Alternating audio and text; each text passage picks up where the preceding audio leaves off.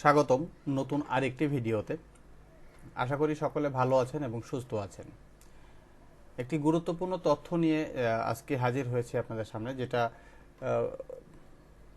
একটি গুরুত্বপূর্ণ তথ্য নিয়ে এসেছি, যেটা বিদেশগামী যে শিক্ষার্থীরা রয়েছেন তারা আমাকে অনেকেই SMS করেছেন বা অনেকেই কমেন্টস করেছেন তাদের বিষয়ে কোনো আপডেট আছে কিনা। হ্যাঁ, তাদের ক্ষেত্রে একটা আপডেট এসেছে এবং আপডেটটা খুব দ্রুত আপডেটটার জন্য খুব দ্রুত তাদেরকে প্রয়োজনীয় ব্যবস্থা গ্রহণ করতে হবে। তো এই আপডেটগুলো কি কি আছে আজকে সেই বিষয়গুলো জেনে নিই। চলুন দেখে আসি আপনার যে সার্কুলারটা যে সার্কুলারটা হয়েছে সেই সার্কুলারটাতে আপনাদেরকে কি কি ইনস্ট্রাকশন দিয়েছে এবং এগুলো কিভাবে আপনি সম্পূর্ণ করবেন পুরো বিষয়টাই আমি আপনাদেরকে পরিষ্কার করে দিব। তার আগে আপনি যদি আমার চ্যানেলে নতুন হয়ে থাকেন প্লিজ সাবস্ক্রাইব মাই চ্যানেল, আর নতুন নতুন ভিডিওর আপডেট পেতে পাশে থাকা বেল আইকনটি প্রেস করুন।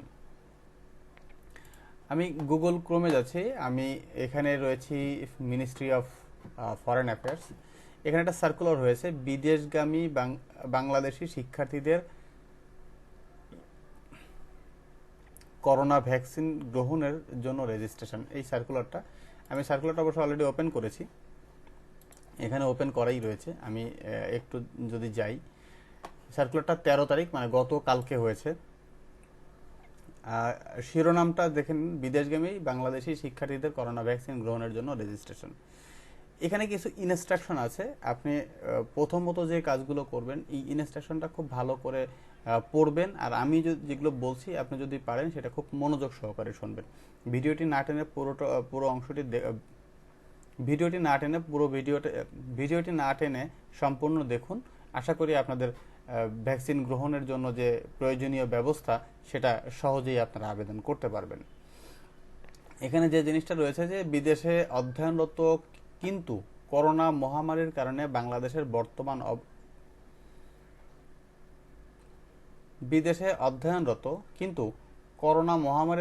বাংলাদেশে বর্তমানে অবস্থানরত এবং বিদেশে শিক্ষা লাভে ইচ্ছুক বাংলাদেশি শিক্ষার্থীদের করোনা ভ্যাকসিনের গ্রহণের রেজিস্ট্রেশন সম্পর্কিত আবেদন পররাষ্ট্র মন্ত্রণালয় ঢাকায় গ্রহণ করবে। আচ্ছা, এরপরে হচ্ছে আপনাকে প্রয়োজনীয় কি কি করতে হবে সেই জিনিসগুলো। সংশ্লিষ্ট সকলকে প্রয়োজনীয় কাগজপত্র যেমন পাসপোর্ট, ভিসা প্রযোজ্য ক্ষেত্রে যদি ভিসা এখনো পর্যন্ত আপনার না হয়ে থাকে, তারপরে রয়েছে বৈদেশিক শিক্ষা প্রতিষ্ঠানের ভর্তি ফরমেশন বা ডকুমেন্ট বা ছাত্রত্ব প্রমাণের শর্ত বা স্টুডেন্ট আইডি, মানে যেটাই থাকুক আর কি। মানে আপনি যে বিদেশে একটা শিক্ষা প্রতিষ্ঠানে আপনি শিক্ষা গ্রহণ করতে যাচ্ছেন বা করতে চাচ্ছেন, তার প্রমাণ করতে যে ডকুমেন্টসগুলো হতে পারে ভর্তি কনফার্মেশন ডকুমেন্টস, যে ভর্তি কনফার্মেশন হয়েছে, আপনার ছাত্রত্ব প্রমাণের সনদ, যদি ছাত্র হয়ে থাকেন তাহলে ছাত্রত্ব প্রমাণের সনদ রয়েছে, বা student ID card.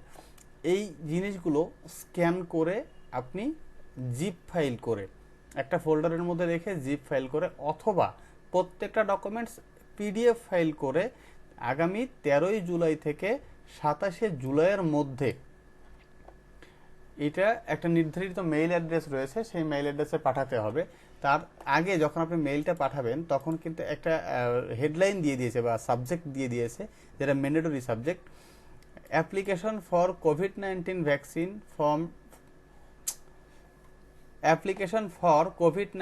Vaccination for students studying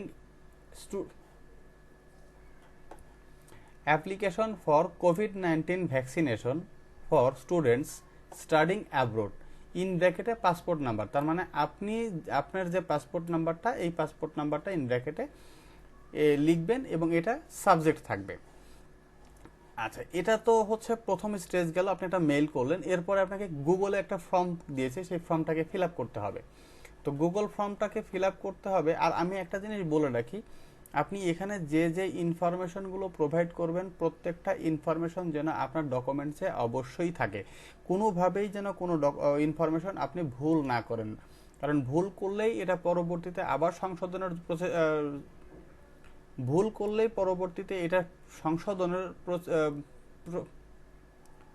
সংশোধনের প্রক্রিয়াটা একটু কঠিন।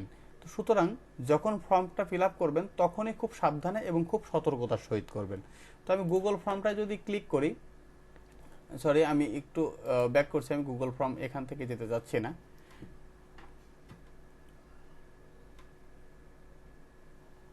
আসতে একটু সময় নিচ্ছে।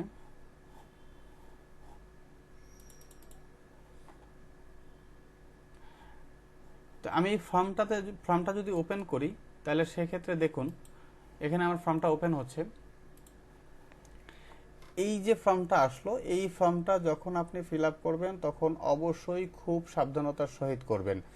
এখানে আমার মেইল অ্যাড্রেসটা অটোমেটিক্যালি চলে আসে, কারণ আমার একটা জিমেইল লগ ইন করা ছিল, এর কারণে আমার মেইল অ্যাড্রেসটা এখানে আসে। আপনি যে মেইল অ্যাড্রেসটা লগ ইন করে করবেন ঠিক সেই মেইল অ্যাড্রেসটা এখানে শো করবে এবং আপনার যাবতীয় কনফার্মেশন কিন্তু এই মেইল অ্যাড্রেসটিতেই যাবে।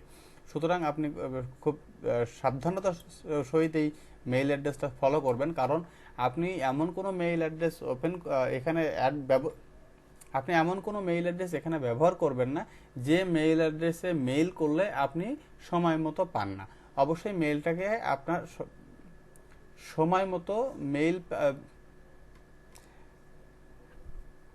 মেইলটা যেন সময় মতো পান, এর জন্য আপনি অ্যাক্টিভ মেইল অ্যাড্রেসটা এখানে ব্যবহার করবেন। এই সেম কথাটাই, ওই মেইল অ্যাড্রেসটাই এই মেইল অ্যাড্রেসটা আপনি চাইলে এই মেইল অ্যাড্রেসটা খুব ভালোভাবে লিখবেন। ফোন নাম্বার, যে ফোন নাম্বারটা সবসময় ওপেন থাকে এবং অবশ্যই যেন নির্ভুল হয়। প্রত্যেকটা ইনফরমেশনের ক্ষেত্রেই একটা কথা বলছি, কোনোভাবেই কোনো ইনফরমেশন যেন ভুল না করেন। এরপরে রয়েছে নাম, তারপরে রয়েছে আপনার passport number, gender, student visa number. আপনার যদি স্টুডেন্ট ভিসা থাকে তবে আপনি দিবেন, এটা কিন্তু অপশনাল, কারণ আপনাকে আগেই বলেছে যে আপনার যদি ভিসা না থাকে তাহলে অন্য যে ডকুমেন্টসগুলো স্টুডেন্ট কনফার্মেশন বা স্টুডেন্ট আইডি সেটা, তো সেক্ষেত্রে আপনার এটা অপশনাল একটা ইস্যু, এটা একটা অপশনাল, এটা অপশনাল, সুতরাং এটা আপনি যদি ফিল আপ নাও করেন তাও আপনার সাবমিশন নেবে। এরপরে রয়েছে ভিসা এক্সপায়ারি ডেট, তারপরে রয়েছে যে আপনি যে ইনস্টিটিউশনে আপনি পড়তে যাচ্ছেন, name of the institution you are attending, মানে যে ইনস্টিটিউশনে আপনি পড়তে যাচ্ছেন ঠিক সেই ইনস্টিটিউশনের নাম।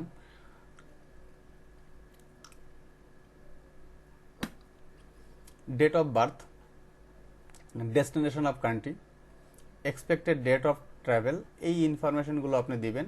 এবং আপনি যে ইনফরমেশন এখানে যেগুলো দিচ্ছেন, এখানে একটা যে অ্যাটাচ ফাইলের অপশন রয়েছে, এখানে যে অ্যাটাচ ফাইল দিবেন ঠিক সেই অ্যাটাচ ফাইলগুলোতে এখানে টিক দিবেন। আর একটা জিনিস বলে রাখি, যেটি হচ্ছে আপনি যে দেশে যাচ্ছেন পড়াশোনা করার জন্য, সেই দেশের জন্য কোন ভ্যাকসিনটা নিতে হবে বা কোন ভ্যাকসিনটা প্রয়োজন বা ওইখানে অ্যাপ্রুভড যে ভ্যাকসিনটা, আপনাকে কিন্তু সেই ভ্যাকসিনটা কোথায় দিচ্ছে এই জিনিসটা জেনে নিতে হবে। সুতরাং আপনি যখন সুরক্ষা অ্যাপে অ্যাপ্লিকেশন করবেন বা রেজিস্ট্রেশনটা করবেন ভ্যাকসিনের জন্য, তখন কিন্তু আপনাকে জিনিসটা বুঝে করতে হবে। আর এই ডকুমেন্টসগুলো আপনি ফিল আপ করার 3 কর্মদিবস পরে এখানে লিখেই দেওয়া আছে যে আবেদনের পরবর্তী 3 কর্মদিবস পর সুরক্ষা অ্যাপে বা পোর্টালে রেজিস্ট্রেশনের করার পরামর্শ দেওয়া যাচ্ছে।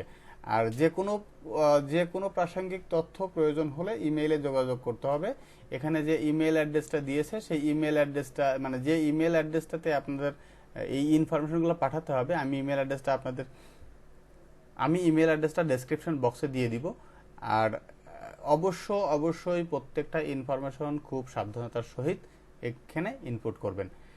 এই ছিল আজকের মতো।